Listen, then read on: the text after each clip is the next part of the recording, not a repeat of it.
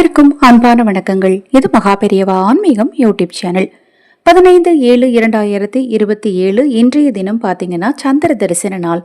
ஒவ்வொரு மாதம் மே சந்திர தரிசன நாள்ல நாம செய்யக்கூடிய பரிகாரத்தை நம்ம சேனல்ல நான் தொடர்ந்து பதிவு செய்துட்டு இருக்கிறேன். தொடர்ந்து பாருங்க. சந்திர தரிசனம் பார்க்கறது ரொம்ப ரொம்ப நல்லது. ஆரோக்கிய குறைபாடுகள் நிச்சயமா சரியாகும். குழந்தைகள் பார்த்தாங்க அப்படின்னா அவங்களுக்கு ஞாபக சக்தி அதிகரிக்கும்.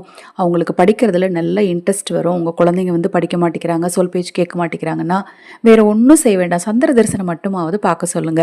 இன்றைய தினத்துல சந்திர தரிசனம் பார்க்கும்போது நீங்க செய்ய வேண்டிய எளிமையான சூட்சமம் என்ன அப்படிங்கிறத தான் நாம இந்த பதிவுல தெரிஞ்சுக்க இருக்கிறோம்.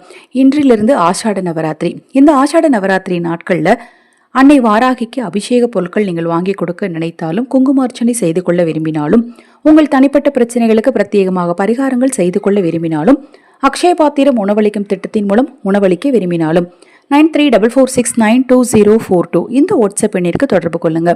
இன்றைய தினத்துல மாலை பொழுதுல குறிப்பா 6:20 இருந்து 7:10 இந்த குறிப்பிட்ட நேரத்துல நீங்க உங்க வீட்டுல மேற்கு திசை நோக்கி, வீட்டுக்கு வெளியில மேற்கு திசையை நோக்கி பிறை பார்த்து இந்த ஒரு வரி மந்திரத்தை இந்த பொருளை கையில் வச்சுட்டு சொல்லிட்டு அந்த பொருளை உங்கள் வீட்டு நிலைவாசலில் தூவி விடுங்க. அது என்ன அப்படின்னு பார்த்தீங்கன்னா மஞ்சள் தூள். சிட்டிகை அளவு மஞ்சள் தூள் எடுத்து உங்கள் வலது உள்ளங்கையில் வச்சு மனதார சந்திர பகவானை வேண்டிட்டு ஓம் சந்திர மௌலீஸ்வராய நமக எனும் மந்திரத்தை 27 முறை சொல்லிட்டு அதன் பிறகு அந்த மஞ்சள் தூளை நிலைவாசலுடைய இரு புறங்களிலும் நீங்கள் தூவிவிட செல்வம் சேரும், அதிர்ஷ்டம் உண்டாகும், ஞாபக சக்தி அதிகரிக்கும், கடன் தீரும், ஆரோக்கிய குறைபாடுகள் சரியாகும்.